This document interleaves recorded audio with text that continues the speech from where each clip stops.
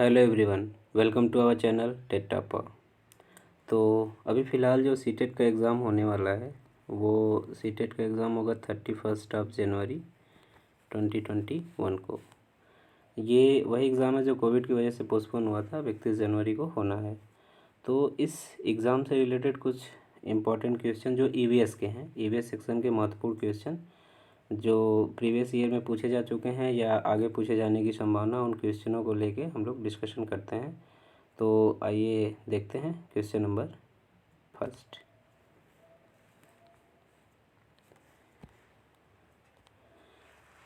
पहला क्वेश्चन है कि मधुबनी चित्रों को बनाने के लिए चित्रकारों द्वारा उपयोग किए जाने वाले रंग होते हैं मधुबनी चित्र। तो सबसे पहले तो ये जान लीजिए कि जो मधुबनी चित्र है ये बिहार का सबसे फेमस चित्र है, बिहार का, और प्राचीन भी है।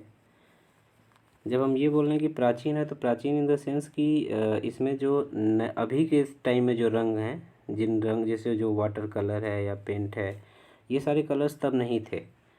तो अब देखते हैं कि इसके ऑप्शन में क्या है। ऑप्शन नंबर फर्स्ट, सोने चांदी को घोल कर बनाए गए पेंट। यानी कि अगर सोना चांदी घोल के पेंट बनाएंगे तो ये काफ़ी कॉस्टली हो जाएगा, तो फर्स्ट ऑप्शन तो नहीं होगा। दूसरा, पिसे हुए चावल के रंगीन घोल, ठीक है। अगला देखते हैं, विशेष प्रकार के बने पोस्टर रंग। पोस्टर रंग तो उस टाइम पे थे नहीं। और अति उत्तम गुणवत्ता के फाइबर पेंट, तो फाइबर पेंट भी उस टाइम पे नहीं था। तो पिसे हुए चावल के रंगीन घोल, ऑप्शन नंबर बी सही आंसर होगा। Next question. क्वेश्चन है कि निम्नलिखित में से रोगों का वह समूह चुनिए जो मच्छरों के काटने से फैलता है। तो मच्छरों के काटने से फैलने वाले रोगों का समूह चुनना है। पहला है डेंगू, मलेरिया, चिकनगुनिया। अच्छा, अगला देख लेते हैं, मलेरिया, हैजा। हैजा, ये इसको कालरा भी बोलते हैं और ये दूषित जल या भोजन के सेवन से होता है। तो ये तो फिर ऑप्शन गलत हो गया। इसमें क्या है, इसमें भी हैजा आ गया, तो ये भी गलत है। मियादी बुखार, मियादी बुखार को ही टाइफाइड बोला जाता है, तो ये भी मच्छर से नहीं होता है। तो ऑप्शन एक सही है, डेंगू, मलेरिया और चिकनगुनिया। मलेरिया प्लाज्मोडियम नामक परजीवी से होता है, प्लाज्मोडियम नामक परजीवी से, और इसका जो वाहक है वो मादा एनोफिलीज मच्छर होती है। तो इसमें क्वेश्चन नंबर 6 का ए सही है, पहला, ठीक है। नेक्स्ट क्वेश्चन देखते हैं। पर्यावरण अध्ययन की पाठ्य पुस्तकों में अभ्यास एवं गतिविधियों को डॉट उपलब्ध कराना चाहिए। पर्यावरण अध्ययन की जो पुस्तक है उसमें जो अभ्यास और गतिविधियां हैं उनको कहाँ उपलब्ध कराना चाहिए, इसी के बारे में पूछ रहा है। तो जैसे एनसीईआरटी की जब आप बुक देखते हैं तो ये मान लीजिए उसका एक पेज है, उसमें ये लेसन का नाम दे रखा है। यहाँ पे कुछ टॉपिक से संबंधित चीज़ें, जैसे मान लीजिए टॉपिक है साफ़ सफाई, तो साफ़ सफाई के बारे में दे रखा है। यहाँ कुछ फिगर बने होते हैं और यहीं पे दिया रहता है कि आपने इस तरह के और कहीं और एग्जांपल्स या इस तरह के और काम अपने समाज में, अपनी सोसाइटी में कहाँ कहाँ देखा है, अपने आसपास में कहाँ देखा है। तो इसका मतलब ये है कि ये प्रकरणों में अंतर्निर्मित हो तो ज़्यादा अच्छा होता है, यानी कि ऑप्शन नंबर ए इसका सही आंसर होगा। Next question. कक्षा में एक प्रभावी शिक्षण अधिगम प्रक्रिया होती है जब शिक्षक बच्चों के ज्ञान को पढ़ाई जाने वाली नई संकल्पना के साथ जोड़ने में सहायता करता है, इसके पार्श्व में निहित उद्देश्य को बढ़ावा देता है। मतलब क्या है कि शिक्षण अधिगम प्रक्रिया में जब शिक्षक बच्चों के ज्ञान को पढ़ाई जाने वाली नई संकल्पना से, यानी कि पूर्व ज्ञान से नई संकल्पना को जोड़ने का काम करता है शिक्षक, तो ऐसे स्थिति में क्या होता है, जो निहित उद्देश्य है वो क्या है।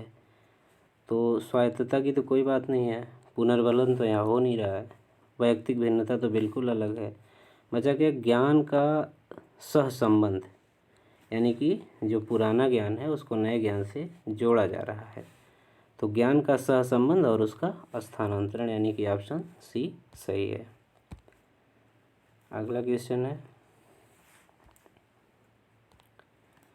प्राथमिक स्तर पर बच्चे को आकलन करने का आकलन करने का सर्वश्रेष्ठ तरीका कौन सा प्रयोग करना। गृह कार्य।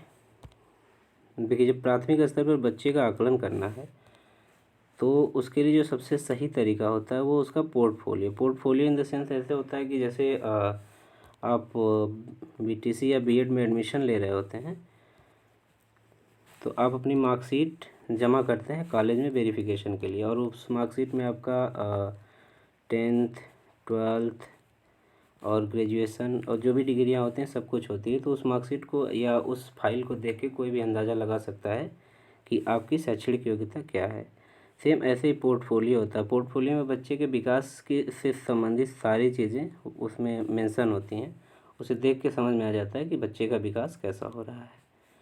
ठीक है, तो इसका आंसर होगा पोर्टफोलियो। नेक्स्ट देखते हैं, एक शिक्षक पढ़ाते समय श्रव्य सामग्रियों एवं शारीरिक गतिविधियों का प्रयोग करता है। क्योंकि ये मतलब एक शिक्षक जो पढ़ाते समय श्रव्य दृश्य सामग्री मतलब टेलीविज़न हो गया, फिर ये मोबाइल आपका हो गया, जिसमें आप देख भी सकते हैं और सुन भी सकते हैं। तो जो शिक्षक है वो श्रव्य दृश्य सामग्रियों के साथ साथ शारीरिक गतिविधियों का भी प्रयोग करता है। क्योंकि इससे क्या होगा, पहला, अधिगम वृद्धि में अधिकतम इंद्रियों का उपयोग करते हैं, शिक्षक को आराम उपलब्ध कराते हैं। अगला सी, प्रभावी आकलन को सुगम बनाते हैं, या फिर डी, शिक्षार्थियों को दिशा परिवर्तन उपलब्ध कराते हैं। तो इसमें जो सही आंसर होगा वो होगा अधिगम वृद्धि में अधिकतम इंद्रियों का उपयोग कराते हैं। जैसे कि अगर श्रव्य या दृश्य सामग्री का प्रयोग के साथ साथ शारीरिक गतिविधि भी कर रहा है, मतलब ये अब मान लीजिए कि डांसिंग क्लास है। डांसिंग क्लास में क्या है, बच्चे सुन भी रहे हैं, देख भी रहे हैं और डांस भी कर रहे हैं। तो इसमें क्या हो रहा है कि अधिगम वृद्धि में अधिकतम इंद्रियों का उपयोग, मतलब वो कान का भी इस्तेमाल कर रहे हैं, आँख का भी इस्तेमाल कर रहे हैं और डांस कर रहे हैं, तो शरीर के और भी अंगों का इस्तेमाल कर ही रहे हैं। तो ऑप्शन ए इसका सही हो गया। नेक्स्ट क्वेश्चन देखते हैं, कांसा या ब्रांज के विषय में जिसका उपयोग गोलकुंडा के किले में मिली तोप में किया गया था, सही कथन चुनिए। तो गोलकुंडा के किले में मिली जो तोप थी जिसमें कांसा या ब्रांज के विषय में जो है वो यही है कि कांसा, कॉपर, तांबा तथा टिन का मिश्र धातु है। और वैसे भी जो कांसा है ये कॉपर तथा टिन का मिश्र धातु है, तो यानी कि ऑप्शन ए सही है। अब देखते हैं नेक्स्ट क्वेश्चन। अगला क्वेश्चन है, के अलावा ... के अलावा निम्नलिखित पर्यावरण अध्ययन पढ़ाने की विधियां हैं। पहला क्या है, सहयोगात्मक अधिगम तो सही है, मतलब सहयोग के द्वारा पढ़ाना। निर्देशित खोज, कि कोई एक टारगेट दे दिया और बच्चे उस पर काम कर रहे हैं, ठीक है। और ये डी है समस्या समाधान, ये भी सही है। लेकिन ये जो व्याख्यान द्वारा स्पष्ट करने की बात है, तो ये अगर 1 से 5 के बच्चे हैं तो इनको व्याख्यान द्वारा स्पष्ट करने की कोई बात नहीं है, यानी कि छोटी कक्षाओं में व्याख्यान विधि का प्रयोग नहीं करते, ये बड़ी कक्षाओं के लिए होती हैं। तो व्याख्यान विधि द्वारा स्पष्ट करना ये गलत हो जाएगा, तो इसका आंसर सी सही है। तो ठीक है, ये रहा वीडियो कैसा लगा ज़रूर बताइएगा। नेक्स्ट वीडियो में आगे के कुछ क्वेश्चंस पे डिस्कशन करेंगे। तब तक के लिए थैंक यू सो मच।